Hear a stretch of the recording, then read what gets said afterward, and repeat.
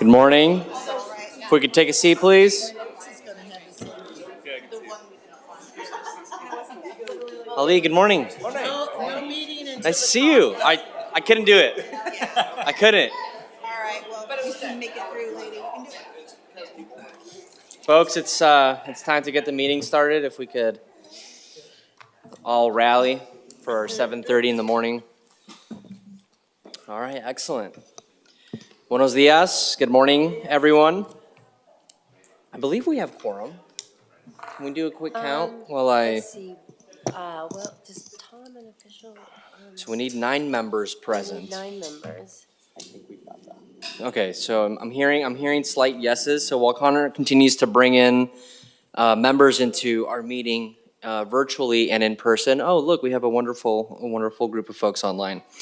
I do want to ask folks. Staff has asked us to ask you to please not log into the Zoom meeting from your laptops and devices if you're in person. Our cameras will capture participants in the room as you speak, and Connor will share out any content in the Zoom chat as is timely. For folks that are here in person, I'm going to ask for the safety video to be played. So if we could please do that. Hi, I'm Justin Dunlap, and I'm the department head stagehand electrician at the Arlene Schnitzer Concert Hall. Safety's a big part of my job. From electrical, making sure that I stay up to date on the NFPA codes and regulations, to rigging, where we make sure that everything is safely suspended overhead, to egress, ensuring that our audiences, performers, and technicians have the safest possible route in case of emergency. I'm out here at the Arlene Schnitzer Concert Hall, and you're in the Metro Regional Center. Please note that we're on the 3rd floor of the building. In the event of a fire or fire alarm, please exit through the door in the northeast corner of the room. Go down the steps to the 2nd floor and exit through the main entrance by the reception desk. We will meet in the courtyard outside that entrance. In the event of a medical or fire emergency, please call 911 and notify the security agent at the front desk. The nearest defibrillator is mounted on the steps leading from the reception desk down to Grand Avenue. Excellent. We'll start the recording. Recording in progress. Excellent. So we're now going to call roll. I'll start with my good list here. Multnomah County Commissioner Sushila Jayapal. Good morning, present. Good morning, Commissioner. Washington County Commissioner Nafisa Faye. Good morning, present. Good morning. Clackamas County Commissioner Paul Savis. Present. Morning. City of Portland Commissioner Mingus Maps. Here. Good morning. Cities of Multnomah County Mayor Travis Stovall. Good morning, present. Good morning. Cities of Washington County Mayor Steve Calloway. Good morning. Cities of Clackamas County Mayor Joe Buck. Joe Buck is not here, but Brett Sherman is here as the alternate. That's right. Nice to see you, Counselor. Thank you for being here. ODOT Region 1 Manager Ryan Winsheimer. Present. Good morning. TriMet. I see General Manager Sanderson on our list, but Tom Markgraf is here in TriMet's place. Good morning, Tom. Port of Portland, Curtis Robinhold. Good morning. This is Emerald here on Curtis's behalf. Hey, Emerald. Good morning. DEQ, Ali Mirzakhalili. Here, present. Good morning. Metro Council, Juan Carlos Gonzalez here. Metro Councilor Christine Lewis. Present. Metro Councilor Ashton Simpson. Good morning, sir. Present. Good morning. WashDOT, Carly Francis. Present. Good morning. City Vancouver, Mayor Ann McInerney Ogle. Good morning, Chair. I'm present. Good morning. And CTRAN, Sean Donahue. Good morning, present. Good morning. All right, excellent. So with everyone being here, I was wanting to tell a quick story since the roll call ended with Sean Donahue. I was hoping that he'd be here so we could see what Damian Lillard shoes he would bring to the meeting today. It was awesome. Awesome collection that you have, Sean. I really appreciate getting to spend some time with you in DC. Connor, do you want to share a little bit about public communication on JPACT items? Or I can also read it as well. Sure, thank you, Chair. So if anybody wishes to testify on any items but has not signed up to do so already, you can do so now by hitting the raise hand button or by raising your hand if you're joining us in person. So depending on your version of Zoom, the raise hand button is either at the bottom of your screen or within the reactions tab. So for those testifying today, testimony will be limited to 3 minutes, and I'll manage the timer to go off at the 3-minute mark. As a reminder, you don't need to give your physical address. However, please do identify yourself for the record before testifying. So with that, Chair and JPACT members, we've not had anybody sign up in advance to speak today. We've also not had any written testimony submitted. I'll just keep an eye. I'll give folks in the audience another second or two to get their hands up. All right. And I don't see any hands going up, Chair. Okay, excellent. Also, I have received a note. It's okay? All right. Oh, excellent. Great. So we'll move on in our agenda. Thank you, Connor, for opening through that. On our fatal crashes, each month we have a presentation on these preventable tragedies that harm our communities. We read names to honor folks who have died on our system. This act serves to acknowledge the work that we do as JPACT members and as transportation leaders in our region. So we're gonna put up a slide, and I'm gonna ask that Catherine Charlo, our new Metro Planning Director, provides the update. So Catherine. Thank you, Chair. Since you last met, 17 people have died in traffic crashes in the metro area, and I'm gonna read those names. As the chair said, Clifford Victor Berglund, 71, died while driving. Catherine Lyda, 40, died while walking. Cody William Hoffman, 30, died while motorcycling. Unidentified, died while motorcycling. Unidentified, died while driving. Unidentified, died while driving. David Ray Kaufman, 73, died while driving. Joanna M. Sunseri, 81, died while walking. Daniel Q. London, 19, died while driving. Luigina Elmer, 81, died while driving. Christian Sage, 21, died while driving. Rebecca Ray Barnett, 32, died while driving. Unidentified, died while walking. Unidentified, died while motorcycling. Unidentified, 18, died while driving. Laura Morrow, 35, died while walking. And unidentified, died while motorcycling. Thank you for reading, Catherine. It's a long list. Yeah.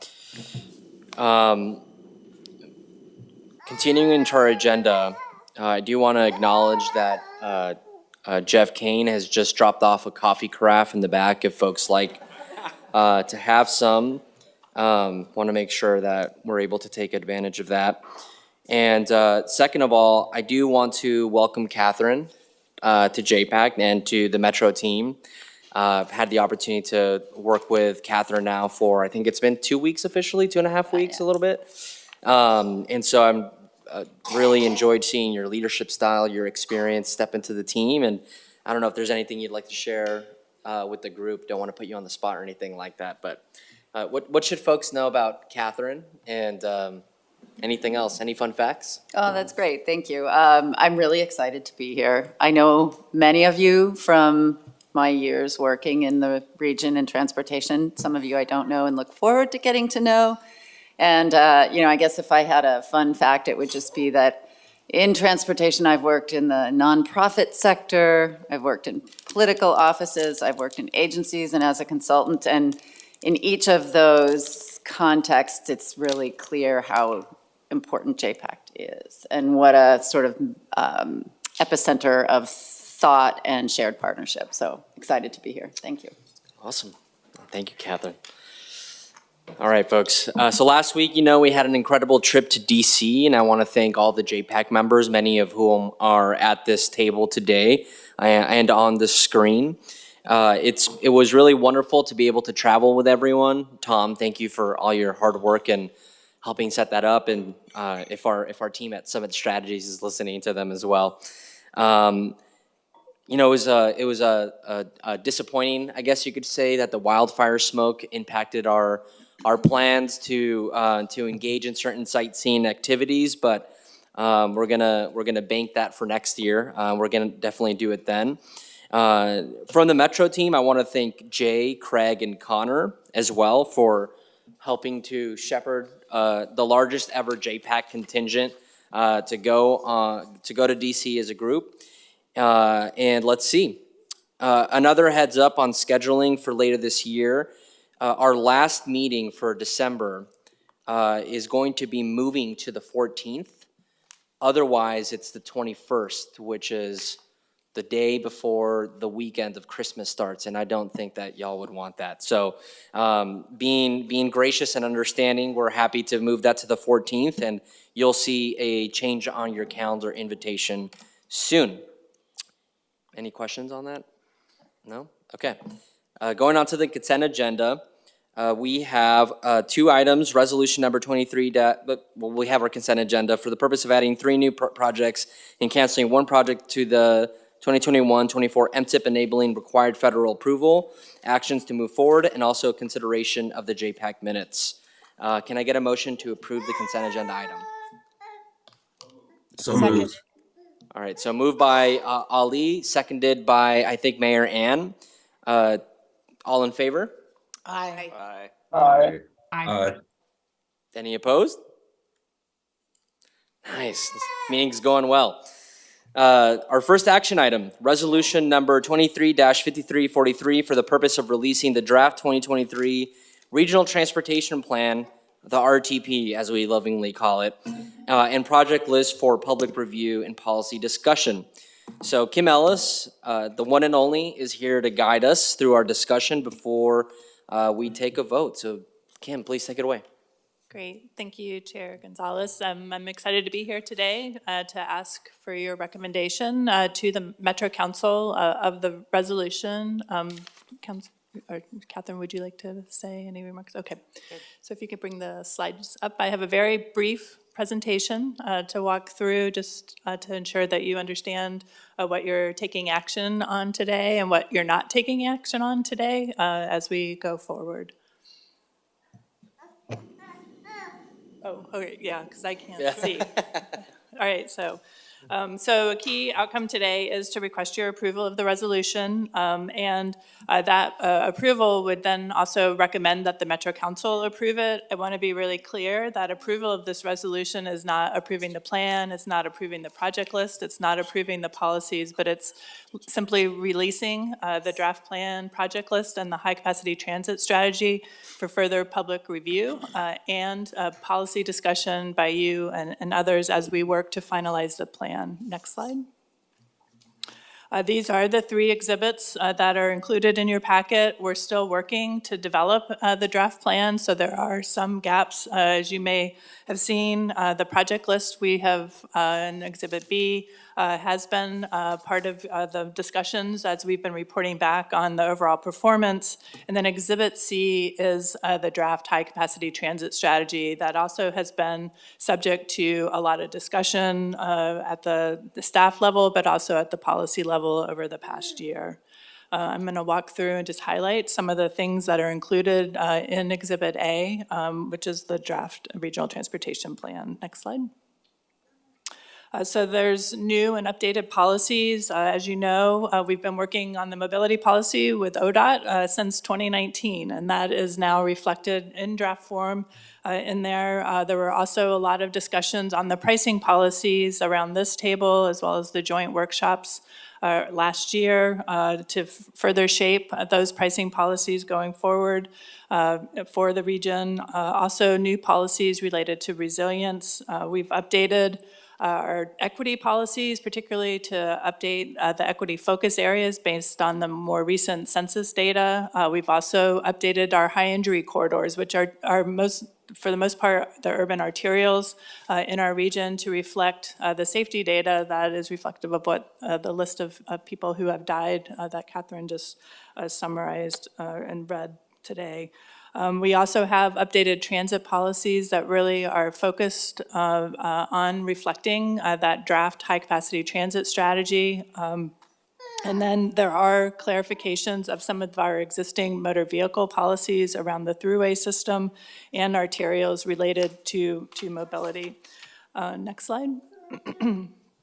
So as we have discussed in the more recent meetings, the plan does propose more than $73 billion worth of investment.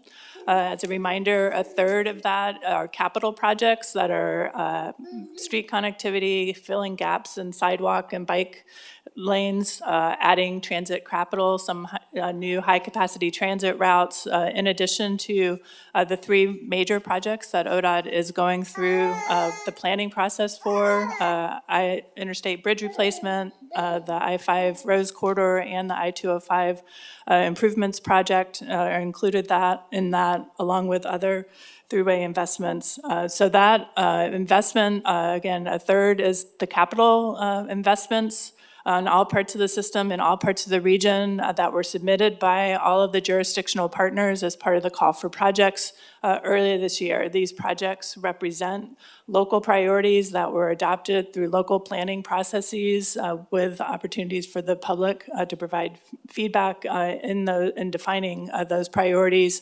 In addition, the remaining part of that $73 billion is maintenance and operations of the system, which includes significant expansion of transit service all across the region as well. Next slide. As we reported in your previous discussions, we are making mixed progress. We're making a lot of progress in certain areas of the RTP goals, but we are falling short of some important outcomes. In particular, we are able to demonstrate that we are on track to meet our climate targets, but that assumes that the plan is implemented and that there are many state actions that were assumed at the state level are also implemented. And that includes the transition of the fleet to cleaner fuels, low emissions or zero emissions vehicles, but also other state-led actions around pricing and how the system is funded into the future.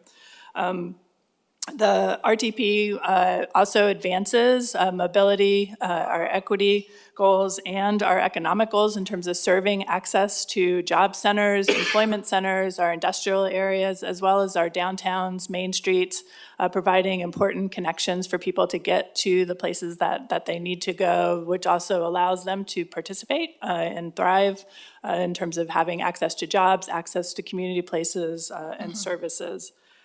In the near term, we do think that there is more that can be done to address safety, and that also expansion of transit is another aspect of this plan.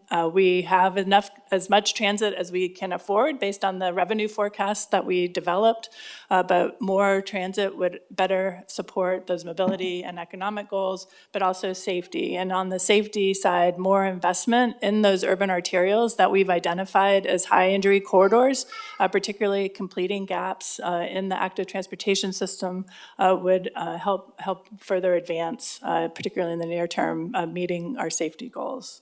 Next slide. I want to sort of take a moment, one, to thank all of you for all of the discussions that you've been part of. Throughout the last 18 months, we've done a lot of work together to get to this point. And I think it's really important just to acknowledge your leadership and participation in a lot of conversations that have helped shape all aspects of this draft plan, from the updated vision and goals, that really guided updating the project list, but also development of those new policies. And we will continue to engage with you and have set the stage for further policy discussion as this process moves forward. So this is not your last time to have an opportunity to talk about the RTP, but we have 6 more months to go to finish this update. And I do want to just sort of acknowledge that. Next slide.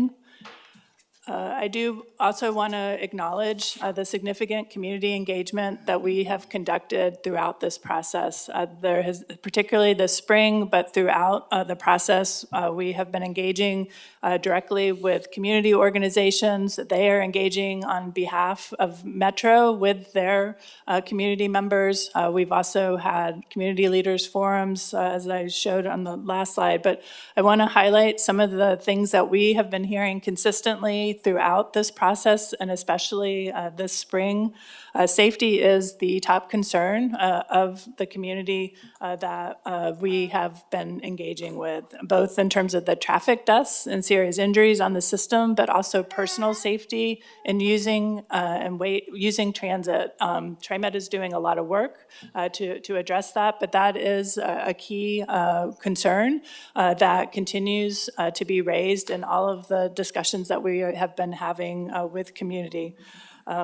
They also have been acknowledging the importance of getting ahead of climate change and doing more now as the time is drawing short to really be ready for the impacts that we're already experiencing, but also to reduce our greenhouse gas emissions in significant and substantial ways to minimize the effects of climate change on community, but also on our transportation system, on our environment as well.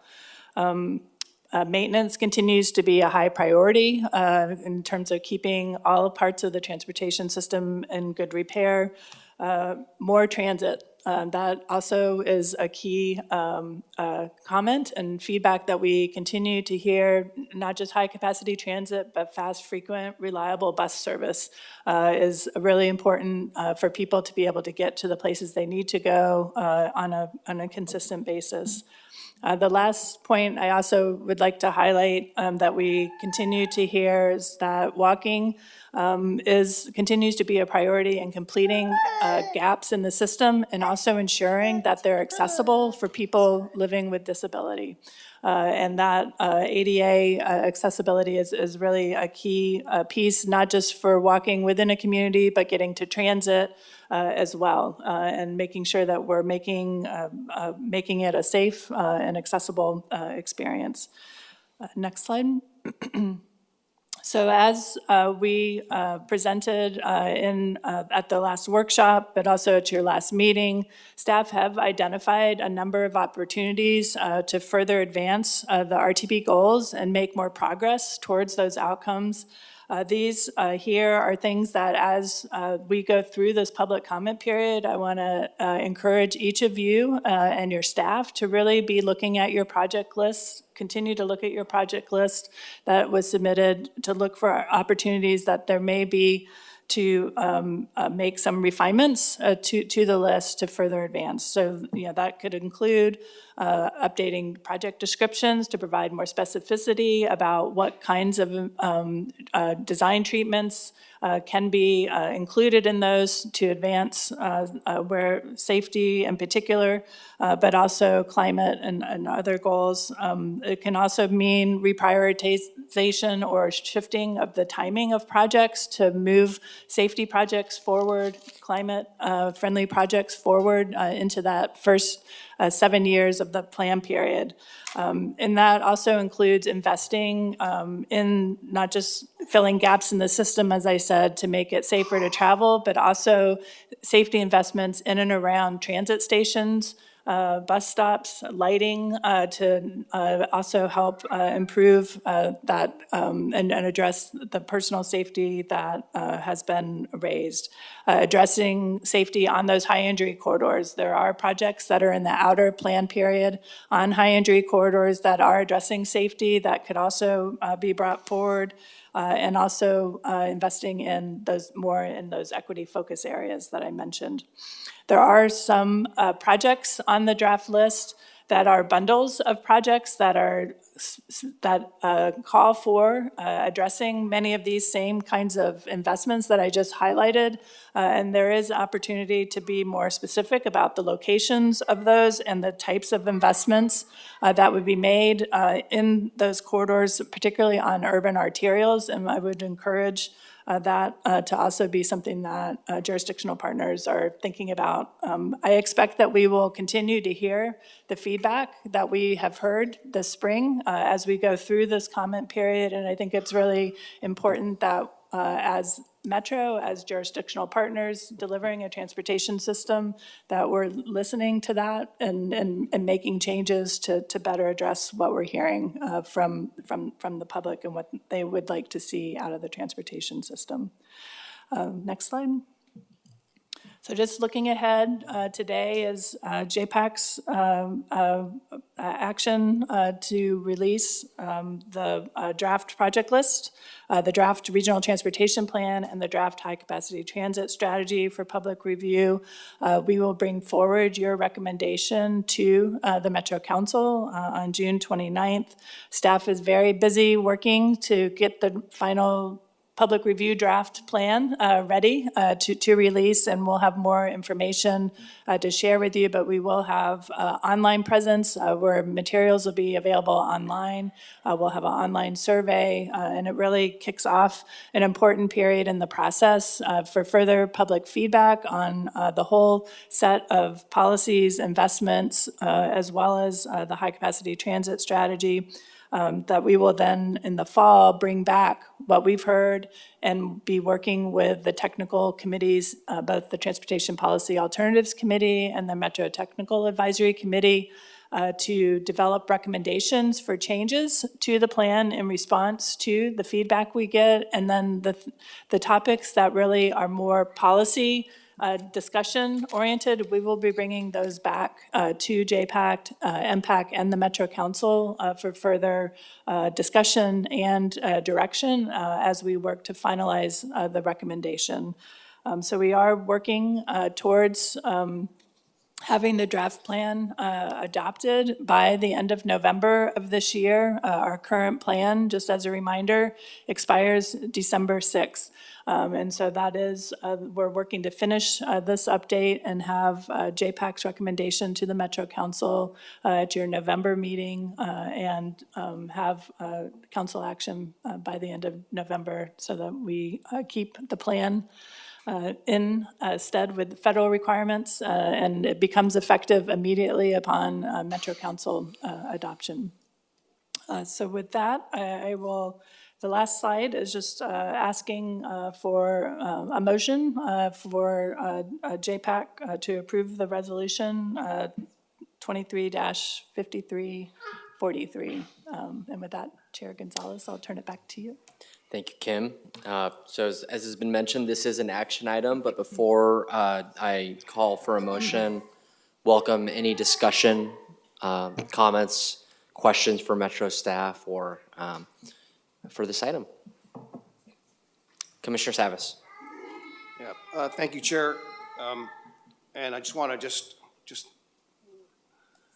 reflecting back on all the years we've had conversations and visit with the RTP. Kim, your work, thank you for everything you do. I know it's a lot of work, so I know as we want to get it right, we might be at times more critical and ask questions, but I just want to let you know I do really respect the work of your staff, yourself, and others, and all the staff of all the partners here that are working, TPAC members and so forth, that do a lot of hard work. So I hope that all my comments are taken constructively. And I know we have time, is that correct, Chair? We have a lot of time here, more this morning on this topic than others, so I want to make sure I don't steal a lot of time that others would. So I was reminded in Washington, D.C., when we were looking at the skies that were not so blue and had a lot of pollution in the air, and when the JPAC trip, or not the JPAC, but the bike ride out, which I was not going to participate with, was canceled, it was a reminder for me what I experienced living in Orange County when, as someone who ran track and was very physical, we had days where we just had to stay inside, right? So we had these days where we just could not go outside. So it was a reminder of the journey, at least for me, my personal journey of air quality and what that means. So looking back, granted it was a forest fire, certainly wasn't emissions related, but again, it was a reminder of the work we still need to do. Now fighting a more elusive thing, which we really can't see, which is, carbon CO2. So I kind of totally understand that. And the last personal story I'll tell you is also who I grew up in an area that was growing very fast, and it was becoming urban, was rural, and the transition between projects being built and not being built created a lot of safety hazards, and I lost three members of my family in different accidents as a result of insufficient, poorly designed roads, which were actually farm roads really at one time. And here I am in Clackamas County experiencing that once more, right, where we don't have safe roads, safe highways in areas where we're growing. We happen to be inside the UGB, happen to be inside the metro boundary, so we have a lot of work to do. It's just part of our journey as this state, country continues to grow. So I am a little bit concerned this route on the RTP with the fact, and Kim, you mentioned this about not having the completions, Section 7, for example, not having that. So my first question is, when do we think we'll actually have that, so that when the public, are we going to have an addendum, or is it November? Do you think we'll have the completion of the incomplete aspects of the RTP? We will have it for release July 10th. So we're working on, and I think I'm not sure which Section 7, Commissioner Savish, you're talking about, but Chapter 5 is the revenue forecast chapter, and we've been still working with some partners to make sure that we're documenting all of the revenues. But there are drafts of the other chapters. Chapter 6 is the project chapter, the project list. That was not included in the packet, but we will have the full plan as part of the public review draft on July 10th. All right, thank you. So I just want to let you all know, I think I was the only elected official that was in the room when ODOT had called a RTAC, Regional Tolling Advisory Committee meeting called the Nexus Projects. So I attended that here a couple days ago and learned that, and realized in prepping for that meeting with our staff, that our TSPs, Clackamas County, I can speak to that in our cities, did not anticipate tolling in their project list. So, and did not anticipate congestion pricing and the impacts of that. So our TSPs, which are part and wrap into the RTP, are really didn't contemplate really this. And so I said, can we get ready? Because there was really a call for projects, so to speak, with this ODOT asking for the tolling. And our staff said, we can't do that. I mean, that's a lot of work. We can't do that quickly. We can't do that in any sophisticated form. And we're still waiting for data, by the way, because the only data we have right now is the EA work that was done along this 6 or 7 mile stretch of the 205, not I-5, not the 205 sections of Clackamas County, for example. So I find ourselves really not adequately prepared for that, but more pertinent today is the RTP, realizing that, oh my gosh, our project list or RTP has not contemplated what projects we really need, the cost, the impacts, and so forth. So I just have concerns, frankly, about not only that from the project standpoint, but also from the climate standpoint and from the safety standpoint. So I talked to Councilor Lewis and our C4 members, Clackamas County Coordinating Committee yesterday morning about this, and I asked the question, can we, knowing this, are we going to forge ahead with an incomplete or it's almost outdated? Our TSPs and RTP almost outdated before we even get to November or December? And I'm concerned that the data might not be as accurate or relevant as it should be or could be. So the question I had is, can we actually legitimately ask for a 1-year pause or a 6-month, whatever I don't know how long it's going to take. I mean, that's really a staff question. Or do we just forge ahead with an RTP knowing that it's not going to be accurate? It's not going to And are we at a time where we can actually afford, frankly, with all the crisis we're dealing with, can we actually afford to just forge ahead on schedule and just submit a plan we're really not prepared, that's really not accurate? So that's a question, that's one question I have. I don't know how we get there, but I am reluctant to put something out there that is not really reflective of reality, so to speak. If congestion pricing, which apparently seems to be moving forward, and tolling seems to be moving forward, I'm just kind of concerned about that. And the data we've seen thus far does call into question some of the strategies, especially where we're weak on modes like transit, incomplete roads where bike ped's not possible. So if we're relying on a lot of that, I'm just concerned that it makes our outcomes even more precarious. Lots said, Chair, but I'll just yield back to the floor. Well, thank you, Commissioner, and for sharing personal anecdotes and stories as well. It's appreciated and well received on my behalf. Catherine or Kim, is there anything that we can talk about to that point about the modeling and how it shows up in this part of the process?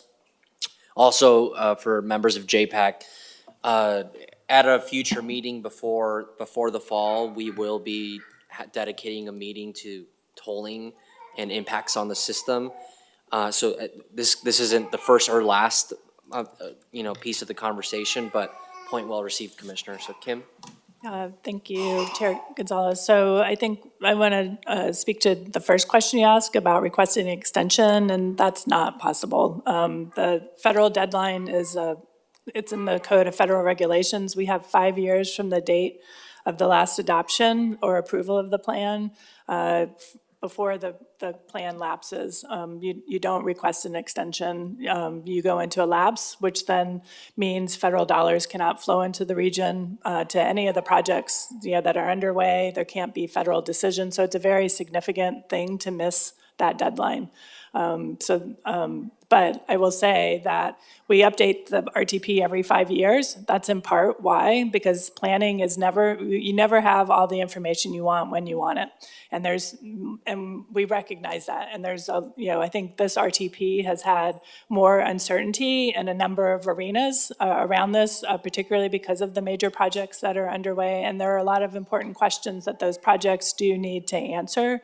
To Councilor Gonzalez's point, we are developing summaries, information about how the system is performing with the tolling in our modeling work. And so we are sharing that with JPACT next week at their joint workshop, and we can bring that forward to this body for further discussion as well. But we won't have all the information that we want to have. So we have to be working to make the best decision we can with what we have. And I think the other piece that I would just add is we don't have all the resources we need to fund all the pieces of the system. And that's always the case with an RTP, but it does help identify what are the needs and priorities so that when we know in the near term, what are the things that we want to be implementing in the next 5 years, but know that we will come back and we'll have more information in the next update. And it also helps make the case for more investment at the federal level, at the state level, in addition to anything that happens at the local level. Thanks, Kim. Chair, if I might, Commissioner, thank you for the question. I do think that also goes back to the importance of this body thinking through some of those priorities and how, as you make MTIP decisions and how, as we talk through the finance plan and some of the issues ahead of us over the next year, how you all want to help shape the way these projects get pulled forward out of the RTP to try to hit those really important priorities that you've identified. So I don't think it really comes back here, for sure. Yeah. Commissioner, any follow-up, or is it okay for me to move on? Well, thanks for the opportunity. I'll just say that, just to add my concern just a little bit, and that is that if we're putting so much emphasis on, from a policy standpoint, that applying congestion pricing is a huge part of the climate solution. And we're putting a lot of weight on that. And we're using, I think, maybe national data where there's a lot of capacity, a lot of transit, grid structures, a lot of modalities, which we don't have here as much. Maybe in the Portland area we have a little bit. That my concern is that that policy level as a solution, as a catch-all to achieve our climate goals is maybe, I won't say a fool's errand, but may not really achieve really what we think it's going to achieve. So I'm just trying to be true to the cause, right? And that just, I'll just have trouble sleeping with that. Yeah, absolutely. Thank you. Councilor Lewis, I think you had your name up next. Thank you. I guess I look at the opportunity to move forward today as we are going out to the public to ask them to read hundreds of pages and take deep dives that put most of us to sleep. I do hope that we are going to be really explicit about which pieces that we're really expecting people to do the reading on. And the other pieces, I've asked this question of staff, but just to reiterate, the public comment is not just review our draft, tell us what you think. It is what is missing. And at about 1 a.m. this morning, the Westland community page had an excellent Facebook discussion with some excellent proposed projects, including some new bridges, replacing the Canby Ferry with a 2-lane bridge, making sure that when you get off the Arch Bridge, you're not doing a thing where you have to drive down an alleyway and cruise around the building in order to get back on a road. Why don't we take this kind of energy and put it into a governmental process? So that's what I'm excited about today, is the opportunity to make a venue for discussion that is active right now in my community about a broken transportation system, some escalated frustration because we're in the middle of construction. We're in the middle of uncertainty around tolling. And I think the exercise of going out and listening is more than an exercise. We need to actually engage. So I'm ready to move forward today, but only if we have the tools to really listen. And I think that we do. To Commissioner Savis's point, I do think that there will be projects that are coming up that some of our jurisdictions are just now putting pen to, or not even pen to paper, pencil to paper. And we need to be really thoughtful in how we do our Chapter 8. Our Chapter 8 is the work undone, it's the parking lot or the bike rack.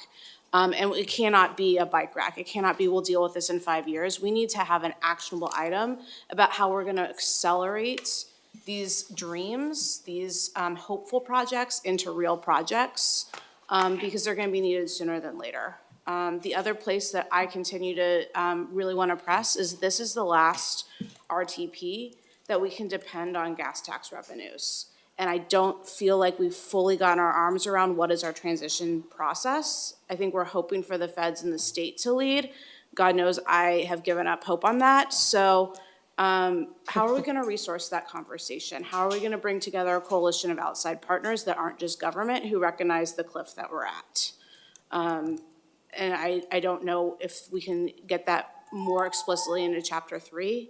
I've tried to get through all of Chapter 3. I don't know if that's where it should live, but that's one thing I'll just bring up, is that we need to have that conversation going forward between now and the end of the year. Thank you.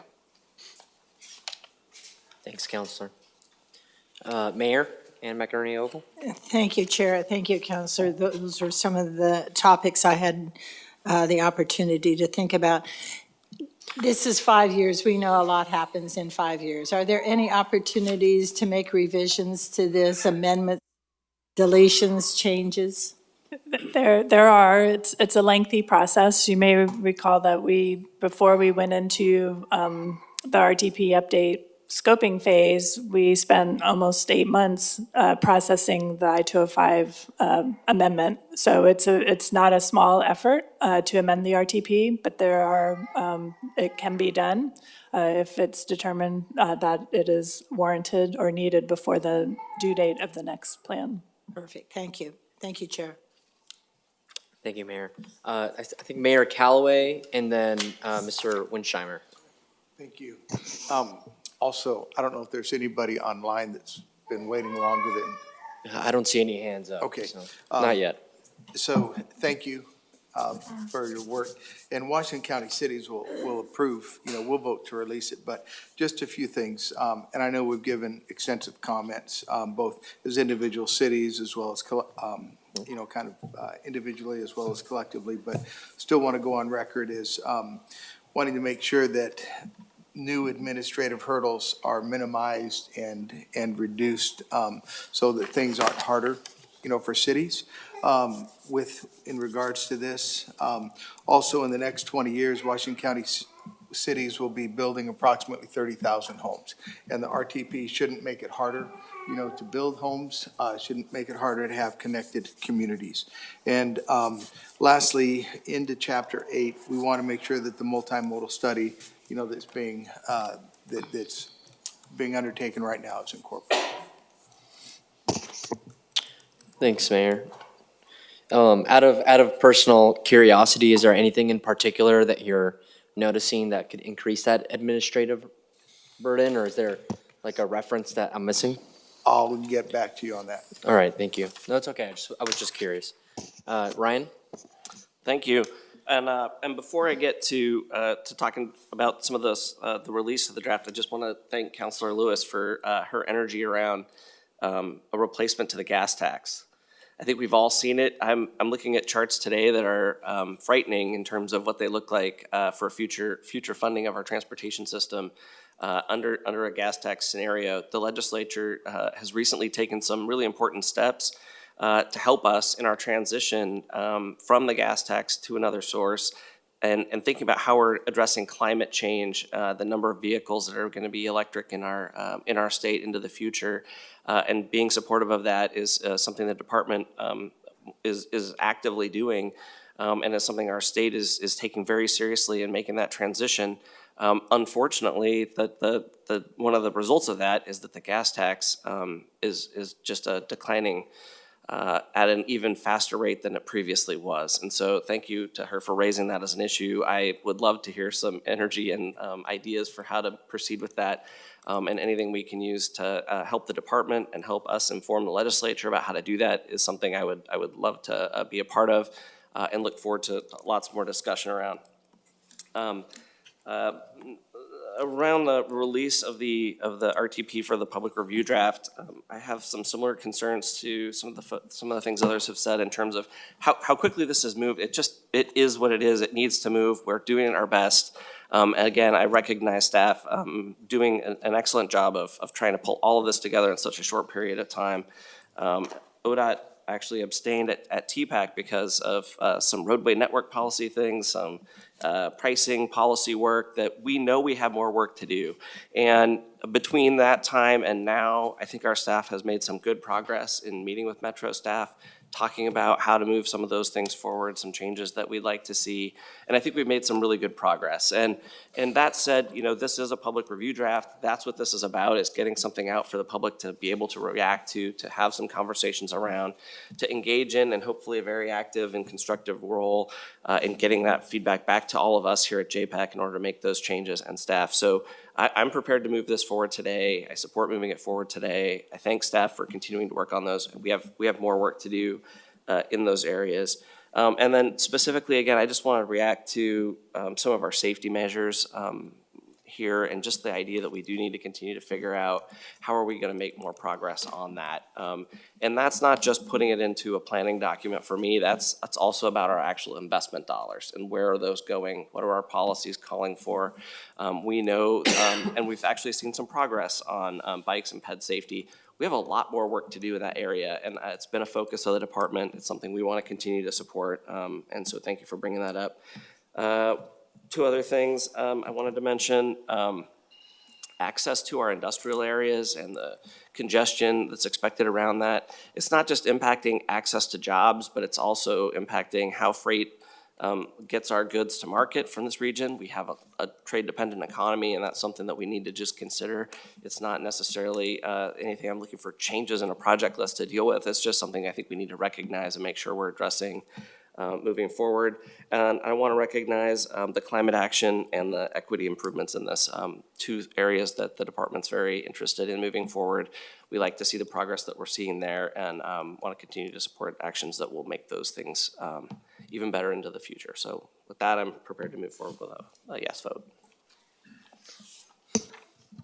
Thank you, Ryan. Want to make sure if there's anyone online that wants to raise their hand. I haven't seen anything, but we welcome any comments or thoughts about the process or about the decision that, soon ask a motion for. Counselor Simpson. Thank you, Chair.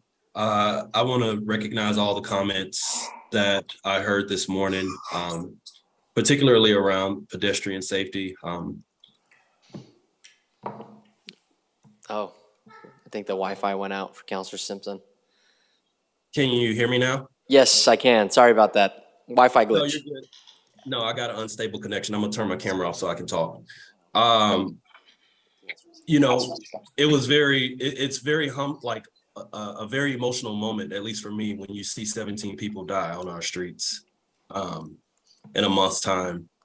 And I think that, the comments that we have heard from community thus far really indicate where we need to push our focus, and that is in pedestrian and complete street infrastructure. And that is also to include drivers. We need to make roadways safer for our drivers as well.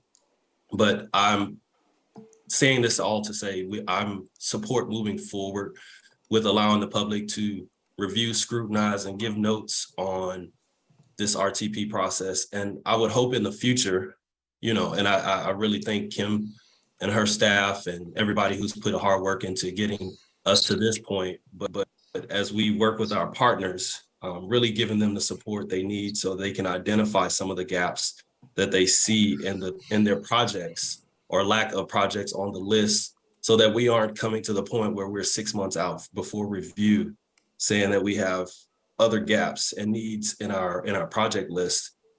It'd be great to do this 24, 36 months out, so that when we get to this point, we know we have a solid list that we feel confident giving to the public, to give them the opportunity to review and give notes on that. So I'll stop there, and thank you. Thank you, Counselor. Just watching for any other hands or, Ali, please. Sorry, I almost missed you. No worries. Thank you, Chair. Just want to quickly acknowledge the work of Metro staff and the team and all the effort that's gone into developing this. How's that? It's not working for me. Okay, thank you. And just want to focus us back on the public comment that we already received. I think the slide there you presented, safety, maintenance, climate, transit, and walking is a priority that they've mentioned, and I think some of that's reflected here in the plan, and we just need to continue to focus on that. I think I acknowledge Councilor Lewis's comments around public comment, and just I think we should make it easier to receive those comments, and I'm curious to see what the plans are to facilitate that input in a meaningful way, and show the public how the plan actually connects to the priorities that they mentioned. Around the funding issue, that I think it's a challenge for us, and it's our dependence on gasoline tax and the fact that we're trying to get ourselves off of fossil fuel as an ambition to address climate, it starves us from revenue. And then we're looking at VMT, and we have goals to reduce VMT. So that's not a good place to go either as a sustainable revenue source. I think we just need to be mindful of, we usually treat the transit funding as some of the syntaxes that we use. That's not the way. It's a service. It's a need. It's a public. It's infrastructure. We've got to figure out how to sustainably fund it. And some of these formulas that we're thinking about is not, just not really connected. We've got to look beyond that and say, okay, does that align with our future ambitions? So I just put it out there. I know I don't have a solution either, but I think it sort of behooves us as we think through that to have it in front of us. Thank you. Thank you, Ali. Commissioner Savas, again? Make sure everyone else has had an opportunity to chat. So I want to take up, Ryan's invitation to respond on the funding thing, funding matter. Just to let you know, and I even sent an email to ODOT staff yesterday about this issue, that at the Association of Oregon Counties, members of the League of Oregon Cities, I've broached the topic about having discussion about how we solve the transportation funding issue. Regional Tolling Advisory Committee, I've also raised it there, trying to be solution-oriented towards finding a solution. Raised it at the R1 Act to actually get that on the agenda here soon, and also at our state legislature as well, trying to influence whether it's going to be the Joint Transportation Committee or the subcommittee or a task force to work on this transportation solution.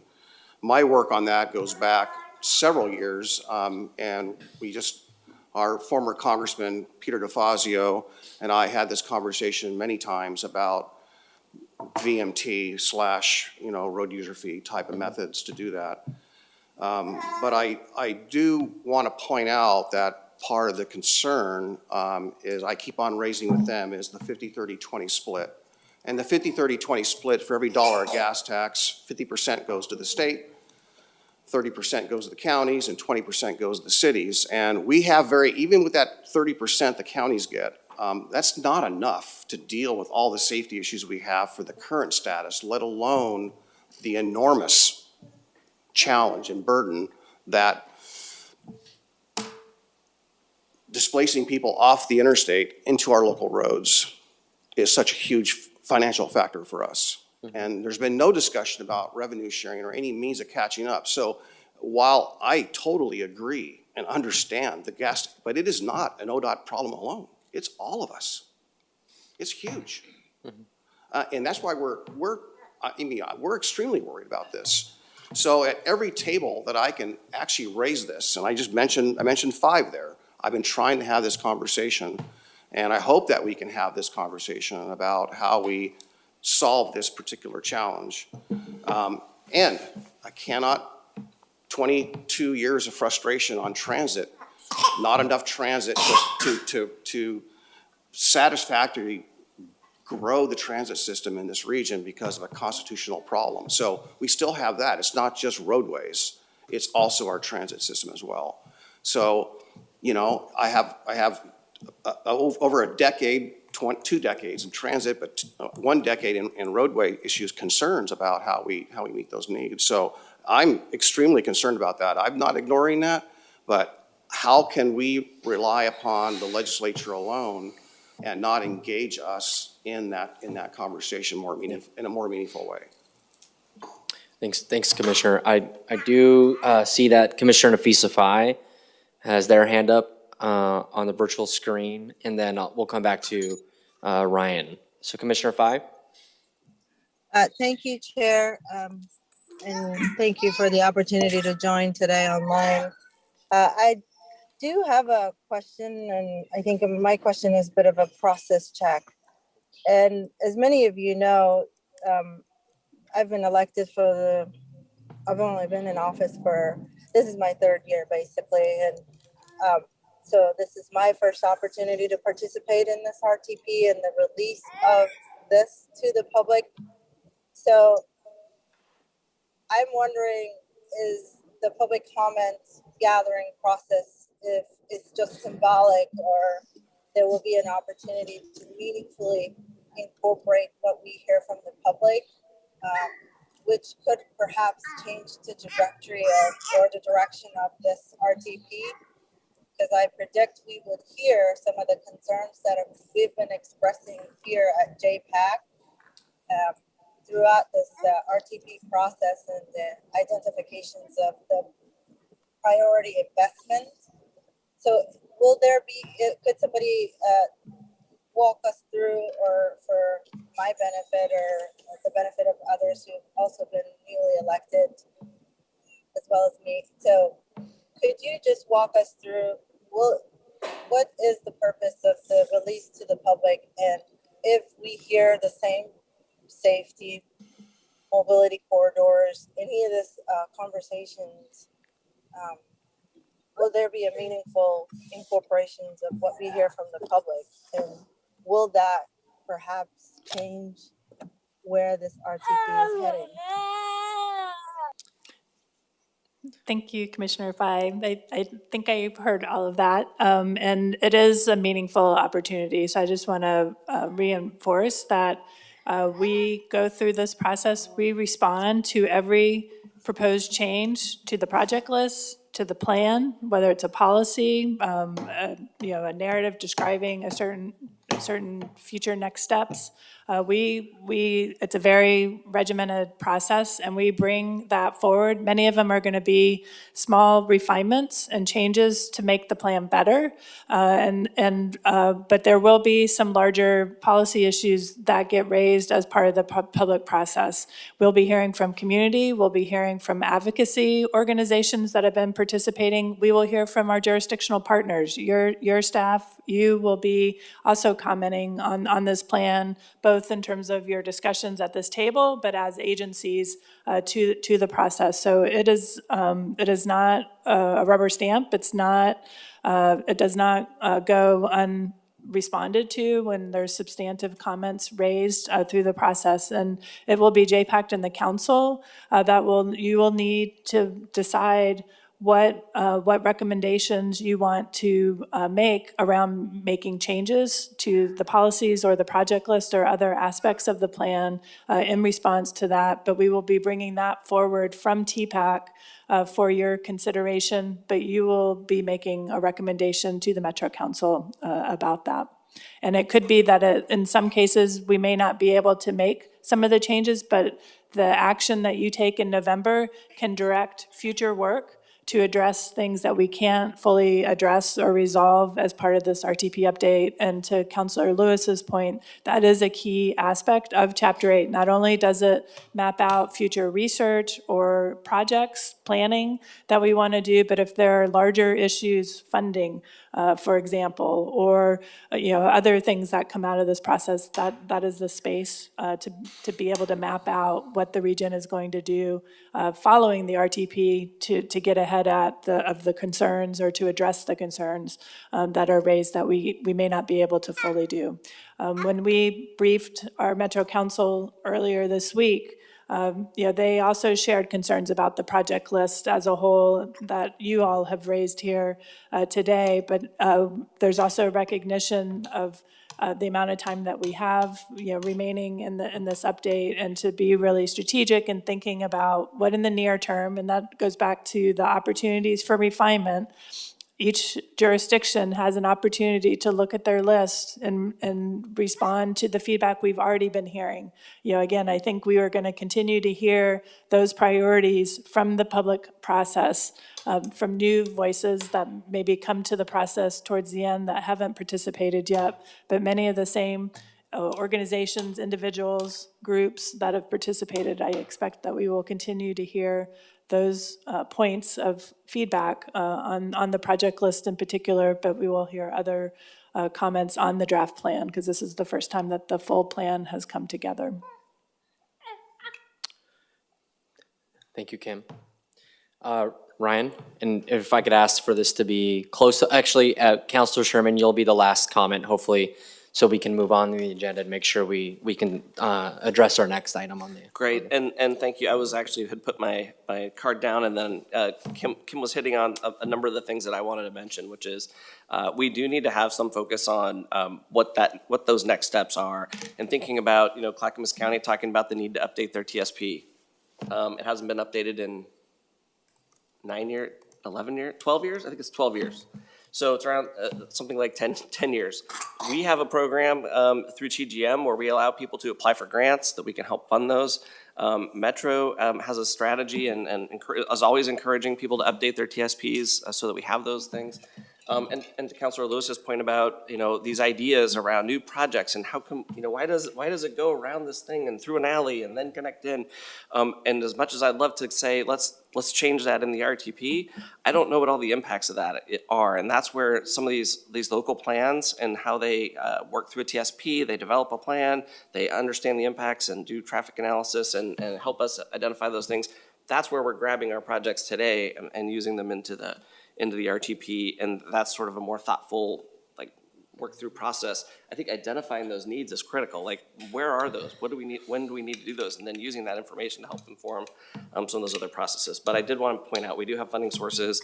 Metro has some funding sources as well to help with those things. So I hope we do put some effort into what are those next steps, and we inform that, because that is what's going to be necessary. And it doesn't seem like much, but we update this every 5 years. I've been through several of them now, and we have another one to do. So this will be the best we can get to now. And then I think it's really important we identify those next steps so that we make that progress between now and that next update, and we're able to have an even better plan moving forward.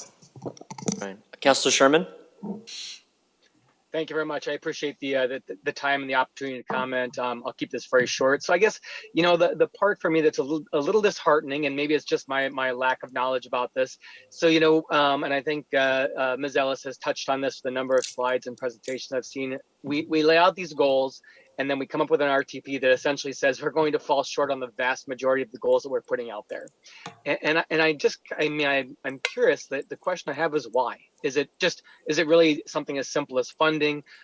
Is it because really the goals are aspirational in nature and this is just kind of a step toward achieving those goals, and it's kind of relying on sequential RTPs to really get there? Because the concern I also have is that, and I believe it was Ali that kind of talked about this, our residents, our constituents have expressed that they have very similar goals. And so we're setting ourselves up to put an RTP out there that says, here's what we're trying to accomplish. And we already know that the projects we've aligned are going to fall short on the vast majority of them. So I'm just kind of curious, how do we navigate that going forward? Thank you. Thanks, Councilor. I can ask Catherine or Kim to chime in on that real quick before I wrap us up. Maybe I'll take a quick stab at it and then Kim will set me right. But one of the really frustrating things about transportation planning is that it is slow.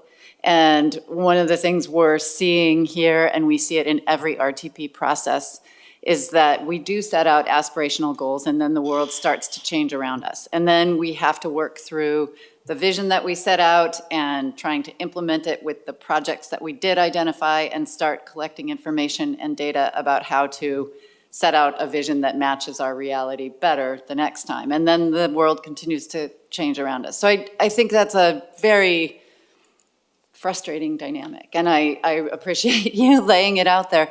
I also do think in this case there's been a particularly large amount of change, and the resource question is particularly acute for us, and there's real opportunity in the slide that is in Kim's presentation where she talks about the opportunities for you all to work with your local jurisdictions to look at those projects and make sure we're moving forward the ones that best achieve those aspirational goals or advance those aspirational goals.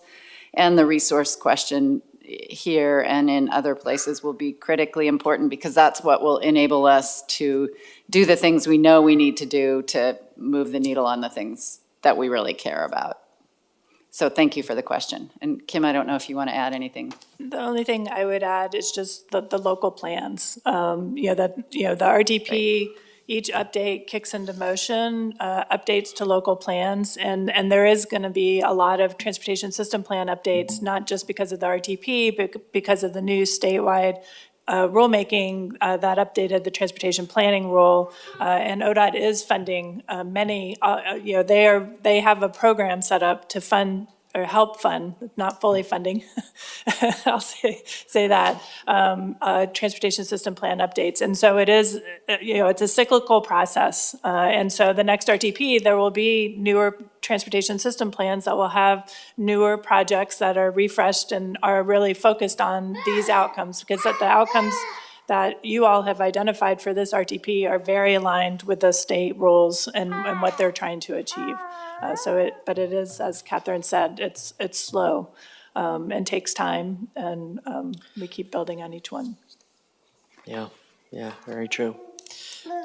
Okay, excellent. So just to wrap us up before we call for a motion and we do a roll call and the vote, I want to thank everyone for the comments. I took some notes here in terms of just to kind of sum it back up in terms of what we're hearing. One is the sense of it's moving fast, and we feel that way, I think, because of some really, obviously there are big policy implementation issues that will come into play with this RTP, but also there are some new policies that we've been updating that will take effect here as well. Funding issues, the desire for this public comment period to be meaningful and to have opportunities to see that feedback incorporated. The concern about project data relevance in our TSPs, tolling and diversion, safety as an overarching goal, funding, and the gas tax issue, looking into the forward, economic development, and I'm gonna ask Mayor Ann here, how many millions go over the I-5 bridge every day? $121 million of commodities go across that bridge every single day. Absolutely. Just to put into scale of one project's significance in our region, and then multiply that times the $73 billion we're hoping to scope for these next 20 years. So, I mean, obviously there's a lot on the line, and we all want to get it right. I get that sense. And I think that this public comment period will help us make this RTP the best that it can possibly be. So that being said, I would love to call for a motion to approve resolution number 23-5343. Ed McInerney Ogle moves approval. Thank you. Moved by Mayor Ann. Can I get Second. Seconded by Councilor Simpson, I believe. Yes. Okay, excellent. Connor, can you please call roll? Chair, Oh. just comment? Oh, absolutely. Yeah. So I want to just state, I understand there's always a level of we'll say uncertainty, but a work in progress, right, with RTP. So I acknowledge that. I just want to just highlight this. I think this is probably one of the most highest level of uncertainty that I've had seen with regards to all these potential changes and how that impacts it. So I have voted at this table many times and in support of a lot of the projects, and the work. And I want my vote here today not to be misunderstood, because I'll be voting no, but for the purposes of, and I've done this before, of highlighting the fact to draw us back to this conversation and the reasons why. Because sometimes when we vote unanimously on something, it goes out that we voted unanimously like it's all good. And I it's not a criticism. It's nothing personal. I appreciate all the good work, but I think it's important to make a bookmark, so to speak, by bringing us back to this conversation and continuing it. So thank you. Thank you, Commissioner. Connor, if you could please call roll. Thank you, Chair. Commissioner Sushila Jayapal. Aye. Commissioner Nafisa Fai. Yes. Commissioner Paul Savas. No. Commissioner Mingus Maps. Aye. Mayor Steve Calloway. Aye. Councilor Brett Sherman. Aye. Ryan Winsheimer. Aye. Emerald Bogue. Aye. Ali Mirza Khalili. Councilor Christine Lewis. Aye. Councilor Ashton Simpson. Aye. Carly Francis. Aye. Mayor Ann McInerney Ogle. Aye. And Sean Donahue. Aye. Excellent. The action item passes. Appreciate the good conversation today, and this will move on for a council approval before being released to the public on July 10th, correct? Our next item is an update on the 2024-2027 Metropolitan Transportation Improvement Program, the MTIP. This presentation is an overview of the adoption draft of the 2024-2027 period. The MTIP is one of the key activities Metro leads in its role as the Metropolitan Planning Organization for the region and is necessary for expending federal transportation funding. Getting to the adoption draft has been 3 years in the making and reflects multiple funding allocation decisions and grant awards in which JPACT participated in various capacities. Next month, members of JPACT will be asked to approve the 2024-2027 MTIP and recommend Metro Council adoption. With that being said, I'd welcome Grace Cho and Ted Liebold for the presentation. I think they're both virtual. Oh, Ted is here in person. Grace is doing the whole presentation. Oh, great. Ted and Grace, Thank you for being here. Sounds like a talk Thank you show. very much, Chair, for the introduction and for allowing me to present today an overview of the 24 through 2027 Metropolitan Transportation Improvement Program. Next slide, please. To begin, just a brief refresher on the Metropolitan Transportation Improvement Program, which I'll refer to as the MTIP for short. Next slide. The MTIP is a multifunctional document that includes a list of regionally significant transportation projects and programs in the region, which are scheduled to receive funding in the upcoming 4 years. That list of transportation projects and programs reflects an exercise to align our near-term transportation investments towards advancing our region's goals and vision as outlined in the Regional Transportation Plan. The corresponding report also outlines how the MTIP in its development and that list of regionally significant projects complies with federal regulations. And then lastly, there's a component where the MTIP outlines the administrative procedures for modifying that list of regionally significant transportation projects and programs, and it's scheduled to receive funds once it becomes effective. So, next slide, please. So how did we get here? Next slide, please. As mentioned, since the summer of 2020 through today, JPACT and TPAC have been engaged by Metro, ODOT, and the transit agency staff on the allocation of federal transportation funds to different transportation projects and programs in varying capacities. This is just a listing of a few of those different items which both JPAC and TPAC have been engaged. Again, just a couple of examples, the 2025 through 2027 Regional Flexible Fund allocation, the ODOT Pedestrian and Bicycle Fund allocation, as well as the annual updates of the transit agency's budget process and programming of projects. Next slide, please. So that 3 years of decisions and deliberation have culminated into the adoption draft, which I'm going to describe a little bit for you today. Next slide. So in total, the adoption draft of the 2024 through 2027 MTIP represents a little over $1.3 billion of transportation investments spread over about 130 transportation projects and programs. It represents quite a mix of investments, including projects to maintain and preserve the existing system, new capital projects to complete system gaps, operation type projects to increase efficiency of the existing system, and a handful of planning and regional programs. As you can see from the table, about nearly half of the 4-year program dedicated to and preservation of the existing system. But I want to note that the MTIP does not reflect all local investment, which is typically a large source of maintenance and preservation. The next kind of largest area of investment are capital investments, which tend to comprise of a lot more smaller local projects, which are served communities. I think this is really thinking about those complete street type projects. And then the remaining amount, again, is for system management and planning type projects. Next slide, please. When we look at our 4-year investment program and how it breaks down by mode, what we see is that road and bridge type projects, as well as walking and biking projects, comprise the bulk of the number of projects overall. In the case of walking and biking projects, we know these tend to be smaller in scale, less costly projects.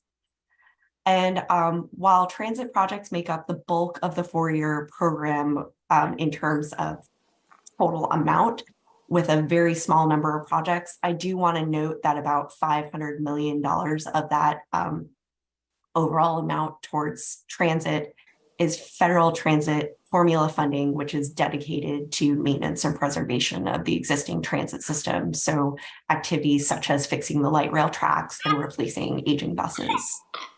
Next slide, please.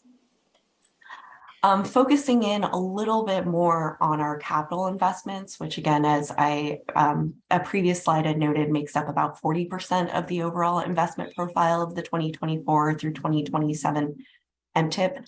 I am focusing in on this in part because the capital investments are those which have had more discussion and deliberation in their selection process. When we look at the breakdown of those capital investments by transportation mode, what you'll see here again is that the majority is made up of active transportation and roadway and bridge type projects. Again, active transportation projects actually making up nearly the same amount as the roadway and bridge projects.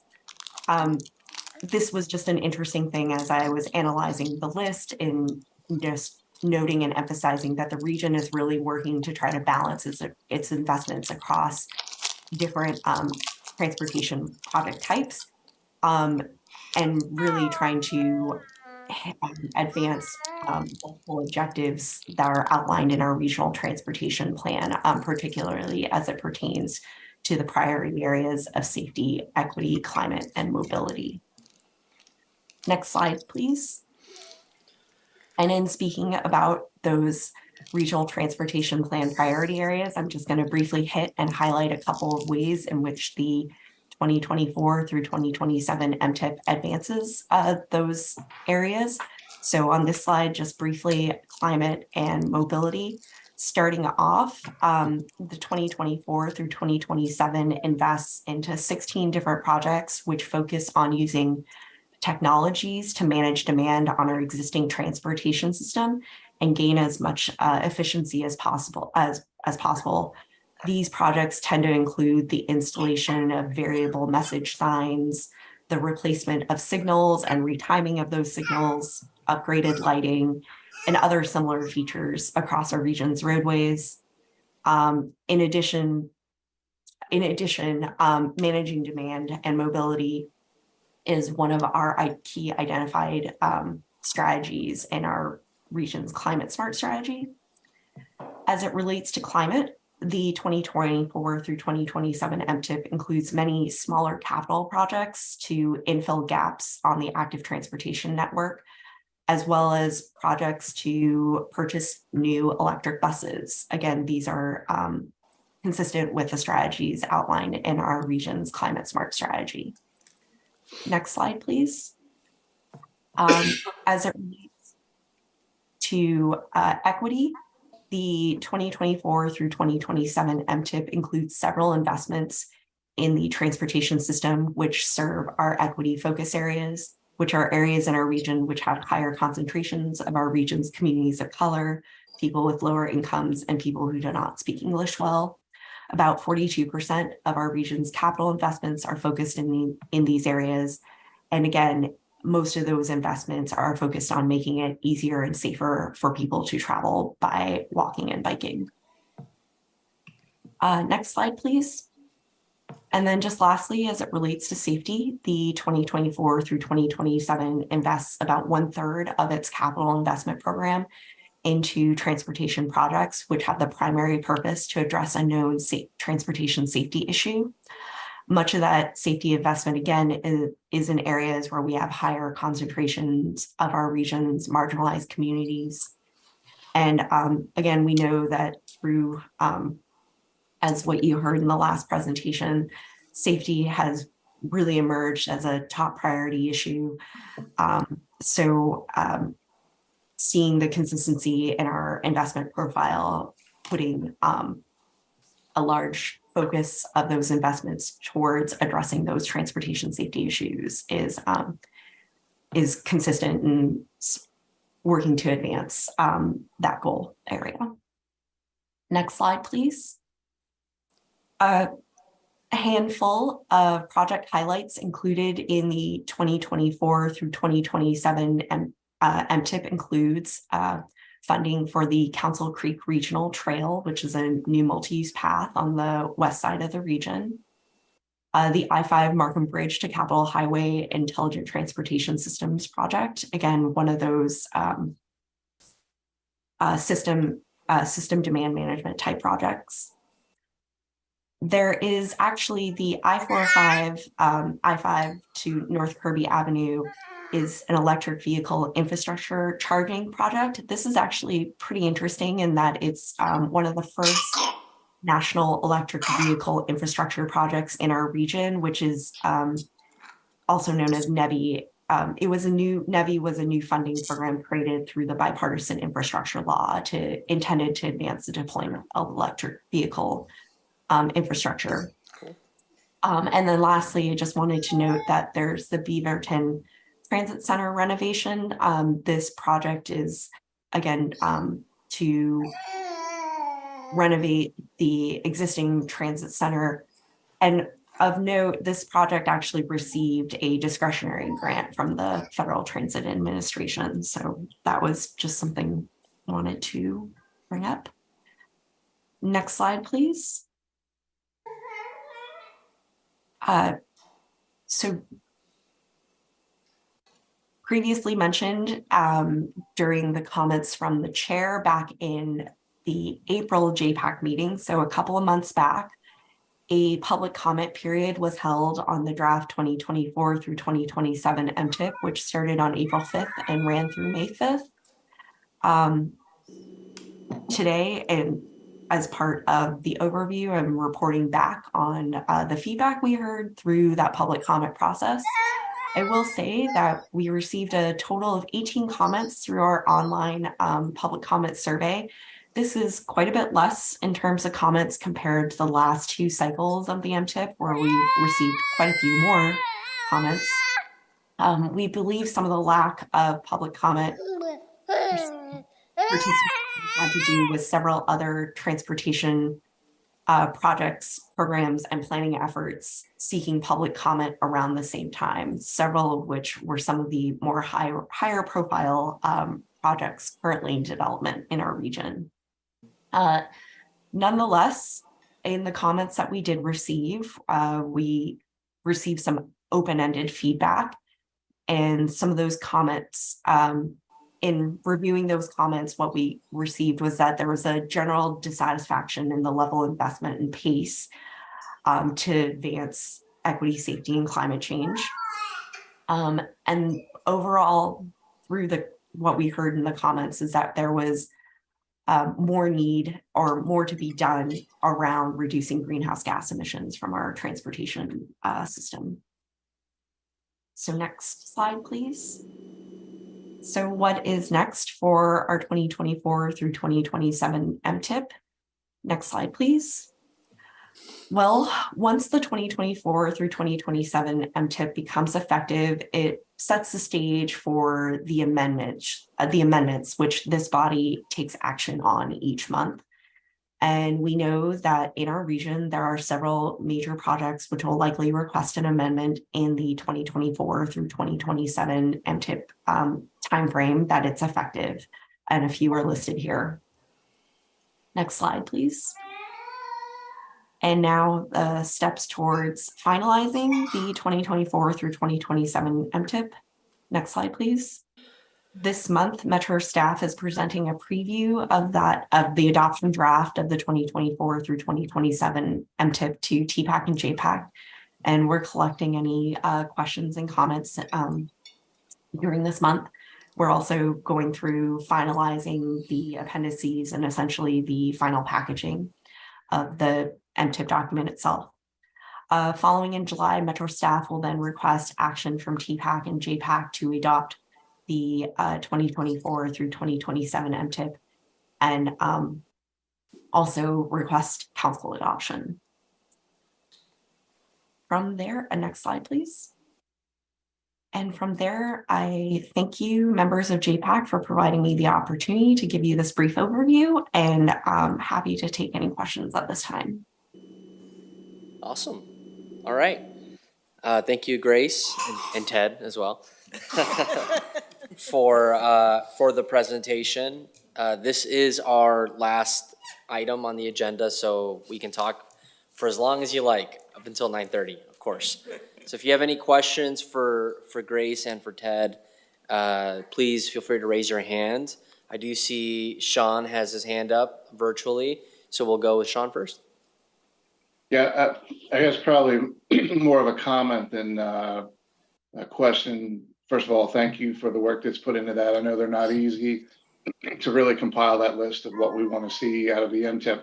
I would say that very similar to the conversation we just had before this one, I share some of Commissioner Savis's concerns that we have a lot of projects, things become inflated. How do we manage a 3 to 5 year long range plan for projects that we want to see? And when we have to make adjustments to move from them, or we have ones that we've already approved that ask for additional money, how are they prioritized necessarily in the grand scheme of things? I think are important to when we go out and ask for public comment, because I think if I was a member of the public, that would be the first question I would ask is, how do they rank in terms of equity or climate versus large scale projects that may be needed as a function of highway or transit, and sort of how are they prioritized when the funding becomes potentially problematic.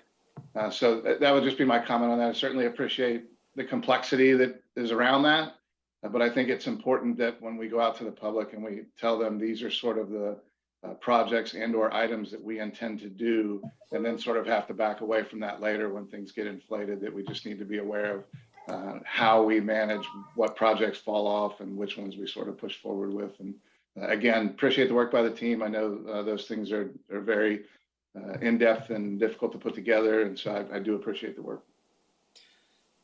Thanks, Sean. Anything staff want to respond to that, or?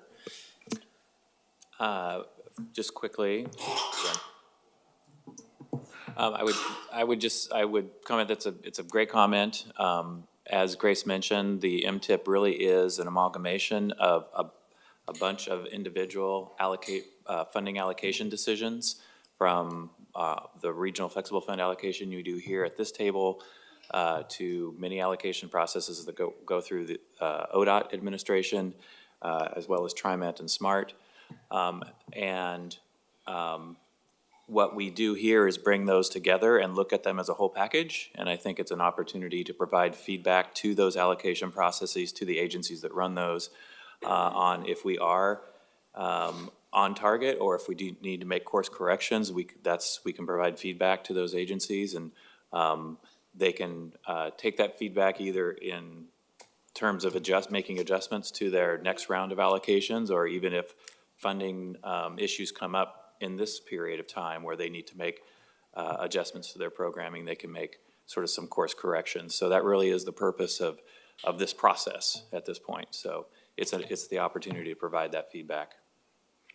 Thanks, Ted. Ollie? Thank you. Grace showed the public comment. I think a few that we received, and it's kind of distilled it as to a dissatisfaction with the pace and the focus on climate goals. So what is the response to that? What kind of adjustment are we making to the plan in response to that comment?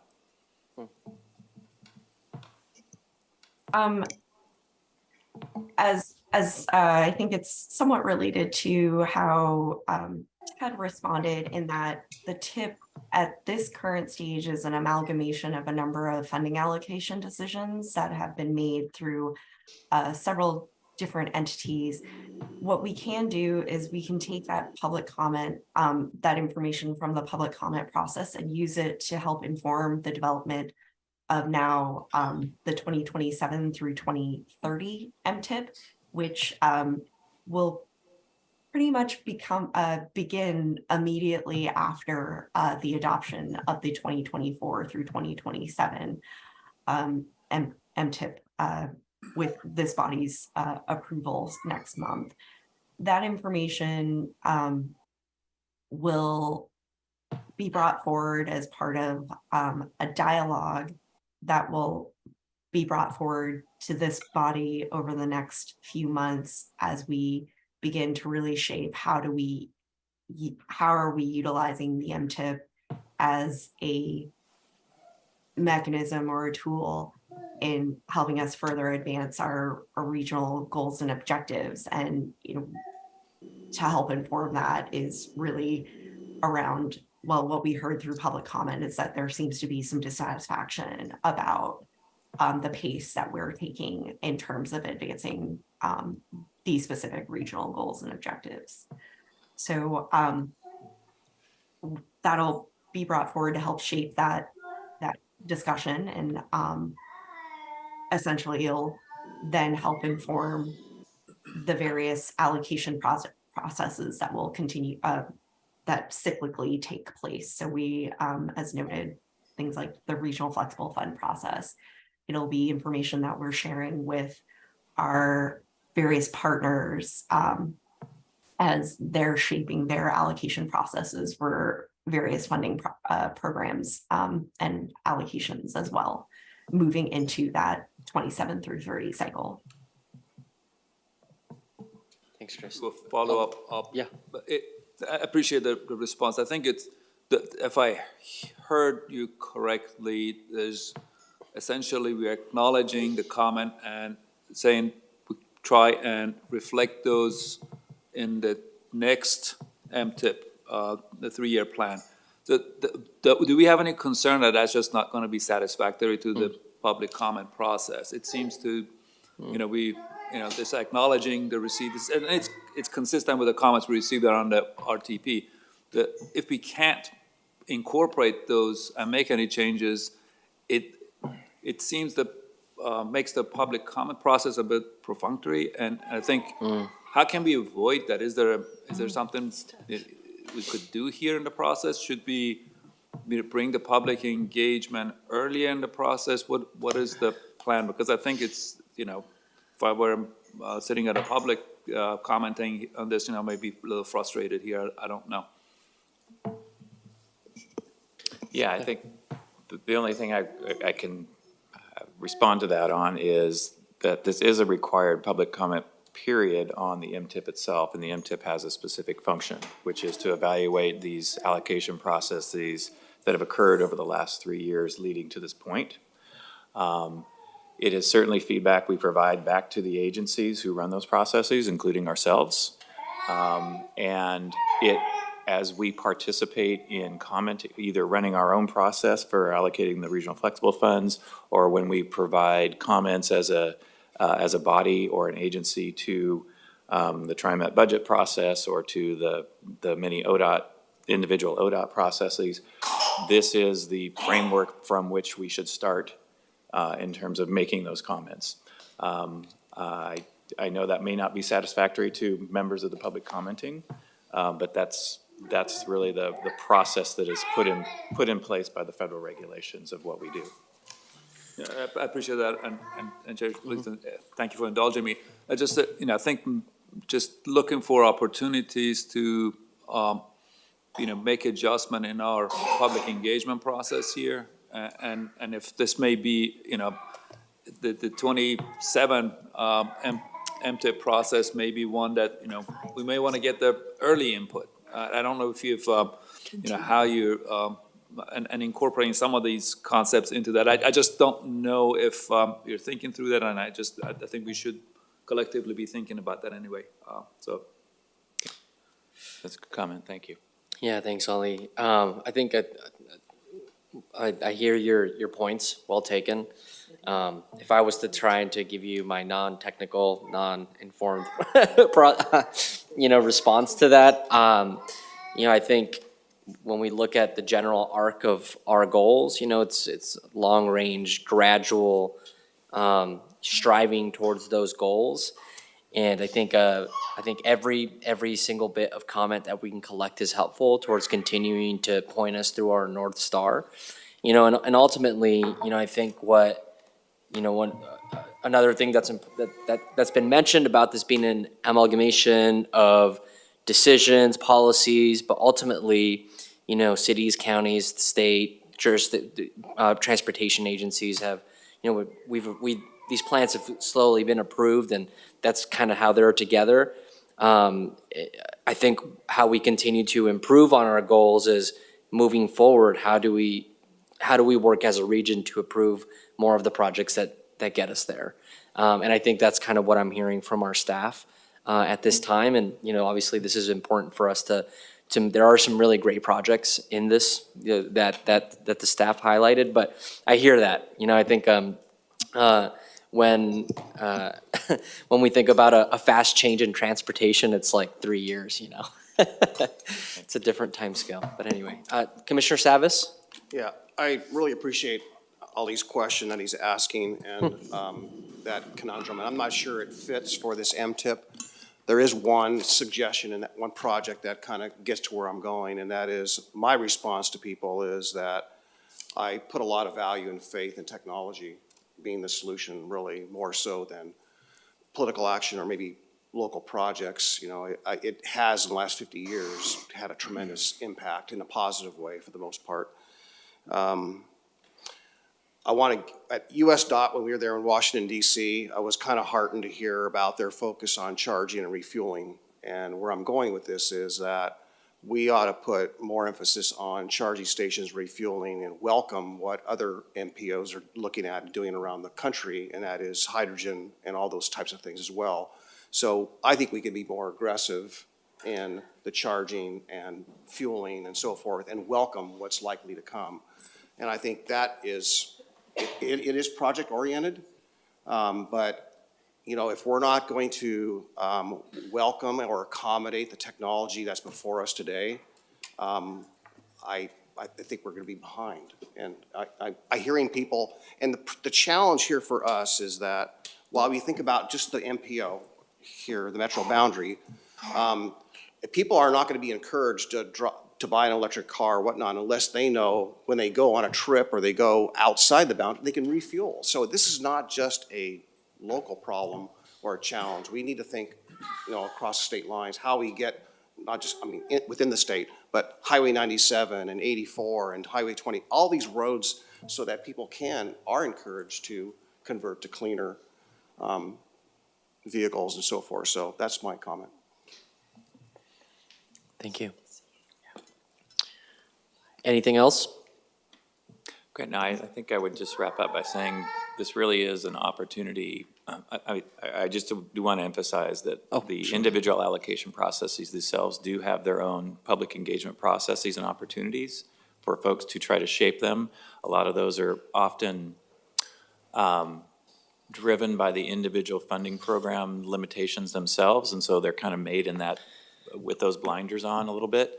And this really is the opportunity to look at more holistically at the group of allocations that come together, especially that have federal funds attached to them, and look at them more holistically. And so if we do want to provide more direction to continue to try to get to those goals and outcomes that we're trying to achieve, it is an opportunity for us to take stock in the bigger picture, and then provide that feedback to those individual allocation programs that, hey, we need to do some course correcting here. So. Thanks, Ted. Sean, do you have your hand up again? Sorry, I almost missed it. No, I just had a follow-up to Ali's question, which I thought was great. Is the general concern that what we do with public comment is a function of outcomes, or is it the public's concern over policy as it relates to how decisions are made within the MTIP, or both? Is that a question to staff or to Ali? I'm sorry. Either. I guess I definitely agree with what Ali said. I guess for me, I'm not sure if it's a matter of what are we doing with public comment as a function of outcomes, or is there concern, are we interpreting the public concern as we don't have enough impact on how we interact with the policy portion of when decisions are being made?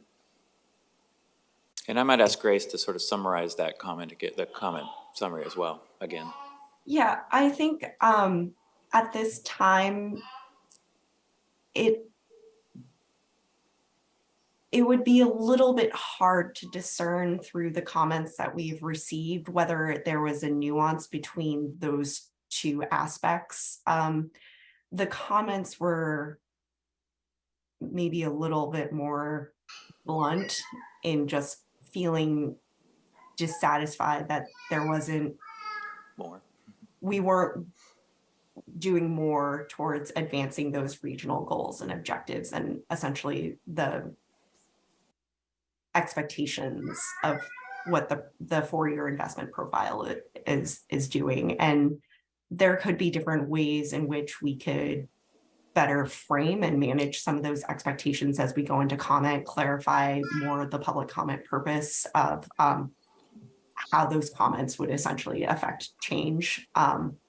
and really noting how it really ends up framing the discussions for the future cycle.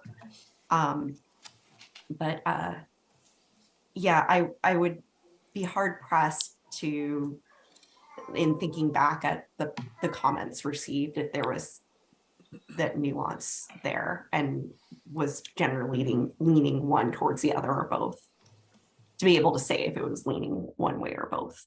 No, I appreciate those comments because I think there may not be an issue with the projects themselves, just maybe how the projects are managed in conjunction with all of the projects.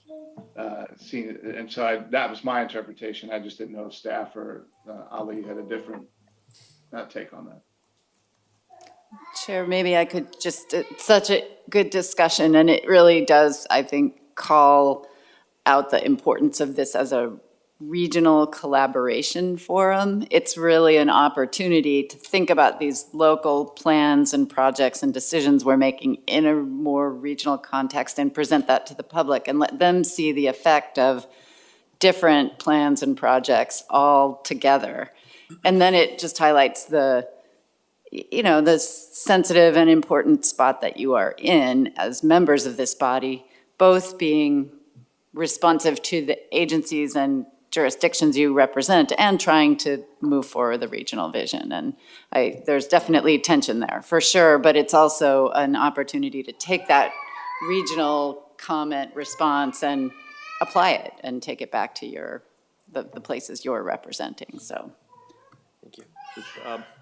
Just based on my experience with public processes, usually when we get a frustrated comments at the end, it points back to the earlier part of the process, early engagement. And I think it's when we find out, people are frustrated with the outcome is that they didn't think they weren't part of the beginning. The cake started with 2 eggs, and we made decisions early and really early in what we're going to make. And I think when they come out and say, well, what is this? I didn't want this icing. It was a bad choice. I said, well, it was decisions were made earlier in the process, and I think that's why I think maybe 2027 part is the opportunity for that early engagement and making sure that those, I think at the local levels, the decisions are made and bringing input. And I don't know how we approach the community engagement here, and if there are opportunities, I think be happy to participate in that. But that's been my experience. It's not a criticism at all of the work you've done. I hope you don't take it that way. That was not intended. None taken. None taken. Okay, great. Well, we're gonna move to wrap up. If folks are okay with that, the last thing I have to ask is if any members of the committee have updates that they'd like to share that we haven't already shared. Oh, Carly? It's your hand up. Have a couple, yeah, it is up. I just have a couple of construction updates for the summer in case folks are considering travel to Seattle. We will have some important deck repair work going on, which will be over 2 months, which will potentially have delays of up to 7 miles in 50 minutes. Friday afternoons around the Woodland area. So if you're thinking of traveling up to Seattle, just wanted to flag that for folks. That's basically deck repair on a bridge where we had 3 deck holes in about 2 weeks, a couple months back. So we have a lot of issues with that and we need to navigate it.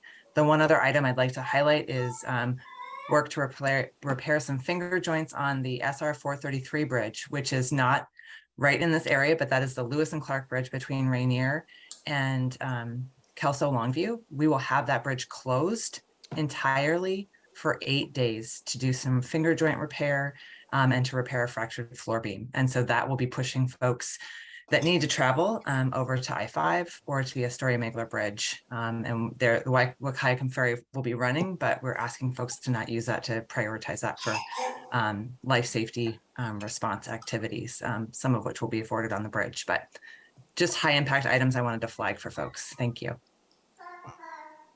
Thank you.